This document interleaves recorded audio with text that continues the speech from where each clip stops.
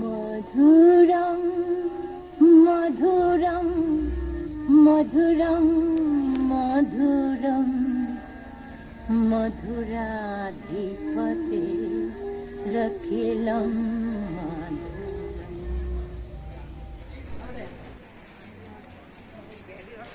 യോഗിനി ആനന്ദമയി ആശ്രമത്തിലേക്കുള്ള പാതയിലൂടെയാണ് ഞങ്ങൾ. വളരെ ഇടുങ്ങിയ പാതയാണ്, പക്ഷേ ഞങ്ങൾ അവിടെ എത്തി. ഇത് കാളി മന്ദിർ എന്ന ആ സ്ഥലത്താണ് യോഗിനി ആനന്ദമയി ആശ്രമം. നമ്മൾ ആശ്രമത്തിലേക്ക് എത്തിക്കഴിഞ്ഞു. ബംഗാളിൽ ഖിവരാദേശത്ത് 1896 ഏപ്രിൽ 30 ജനിച്ച നിർമ്മല സുന്ദരി എന്ന ബാലിക. കുട്ടിക്കാലത്ത് തന്നെ ദിവ്യാനുഭൂതികൾ അവരിൽ പ്രകടമായിരുന്നു. എപ്പോഴും ആനന്ദമായിട്ട് നടക്കുന്ന, ഹാപ്പിയായി നടക്കുന്ന ഈ പെൺകുട്ടി ബന്ധുക്കൾക്കും നാട്ടുകാർക്കും ഒരു പ്രത്യേകത തന്നെയായിരുന്നു. വീട്ടിലെ ദുരിതങ്ങളും ദുഃഖങ്ങളും അവരെ ബാധിച്ചതേയില്ല. അടുത്ത ബന്ധുക്കളുടെ മരണം പോലും അവർ ദുഃഖമായി കണ്ടില്ല. അപ്പോഴെല്ലാം അവർ വളരെ ആനന്ദത്തോടെയാണ് കഴിഞ്ഞത്. ഇത് ബന്ധുക്കളിൽ വല്ലാത്ത സംശയമുണ്ടാക്കി. കുട്ടിക്കെന്തോ മാനസിക പ്രശ്നമുണ്ട് എന്ന് ബോധ്യമായി. അവര് ആ വിശ്വാസത്തിൽ ബംഗാളിലെ അന്നത്തെ നാട്ടുനടപ്പനുസരിച്ച് 13-ാം വയസ്സിൽ ഈ നിർമ്മല സുന്ദരിയെ വിവാഹിതയാക്കി. പക്ഷേ അവർ തന്റെ ധന്യാത്മ ജീവിതം തുടരുകയാണുണ്ടായത്. വിവാഹശേഷവും ഭർത്താവായി വന്ന ഭോലാനാഥിനെ അവർ പിതാജി എന്നാണ് വിളിച്ചിരുന്നത്. വളരെ പ്രായം ചെന്ന, ഈ നിർമ്മല സുന്ദരിയെക്കാളും വളരെ പ്രായം ചെന്ന ഒരു ആളാണ് ഭോലാനാഥ്. പക്ഷേ അദ്ദേഹത്തിന് ഒരു ദാമ്പത്യ ബന്ധം തുടരാൻ കഴിഞ്ഞില്ല. കാരണം അദ്ദേഹവും ഒരുപക്ഷെ ആദ്യത്തെ ഈ ആനന്ദമയി യോഗിയുടെ ആദ്യത്തെ ശിഷ്യനും അദ്ദേഹമായിട്ട് മാറുകയാണ് ഉണ്ടായത്. അച്ചിരേണ അദ്ദേഹം അവരുടെ ശിഷ്യനാവുകയുണ്ടായി. നൈസർഗികവും ജന്മസിദ്ധവുമായ യോഗാനുഭൂതിയിൽ എപ്പോഴും അവർ മുഴുകിയിരുന്നു. മായയുടെ മൊഴികൾ അവാച്യമായിരുന്നു. മായ എപ്പോഴും അവാച്യമായ മൊഴികൾ പറഞ്ഞിരുന്നു. സംഗീതാത്മകവുമായിരുന്നു. അതിമധുരമായിരുന്നു അവരുടെ സ്വരവും. മഹാത്മാഗാന്ധി, ജവഹർലാൽ നെഹ്റു, അതുപോലെ കമലാ നെഹ്റു തുടങ്ങിയ പ്രമുഖ വ്യക്തികൾ, അതായത് എല്ലാ പ്രമുഖരും ഈ മായയുടെ അനുഗ്രഹം തേടി എത്തിയിട്ടുണ്ടായിരുന്നു. ആനന്ദമയി മാ വസിച്ചിരുന്ന ഇടമാണ് ഇത്.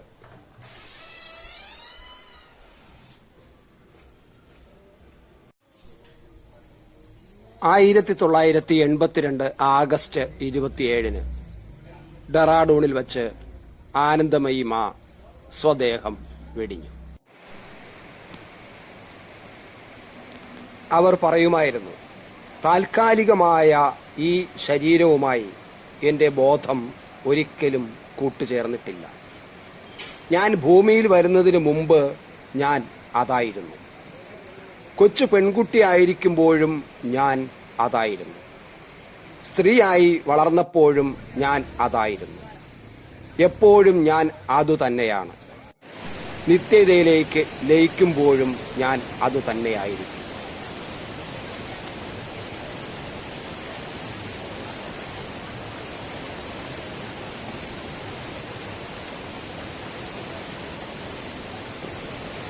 ഉത്തരകാശിയിലെ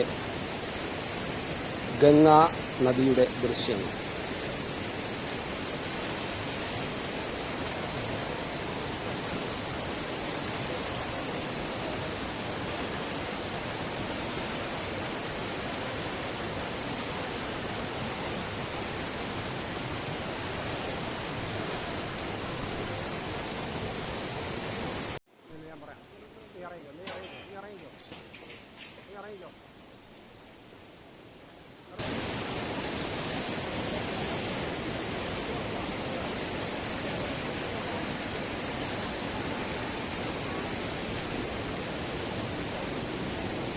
ഇത് ഞങ്ങളോടൊപ്പം ഉണ്ടായിരുന്ന ഹരി.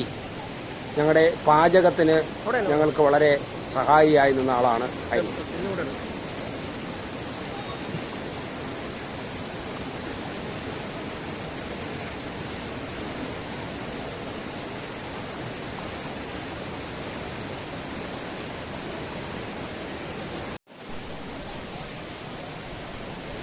ഇത് ബോഡി ദഹിപ്പിക്കുന്ന കേന്ദ്രങ്ങളാണ്. ഗംഗയിലെ ബോഡി ദഹിപ്പിക്കാൻ വേണ്ടി ഉപയോഗിച്ചിരുന്ന വസ്തുക്കളാണ്. ഇതിലൂടെ ഇങ്ങനെ ഇവിടെ കത്തിച്ച് ഗംഗയിലേക്ക് ഒഴുക്കാൻ ഇതുപോലെ 2 ഉണ്ട്. ഇവിടെ നേരെ ഗംഗയിലേക്ക് ഒഴുക്കുന്നതാണ് പതിവ്.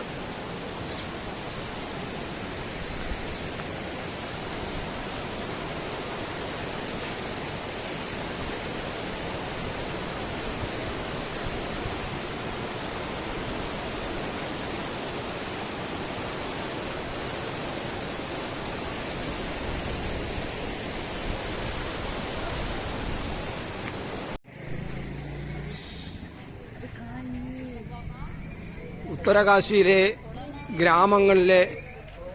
ഗ്രാമങ്ങളിലൂടെ ഒരു തെരുവിലൂടെയുള്ള ഒരു യാത്ര.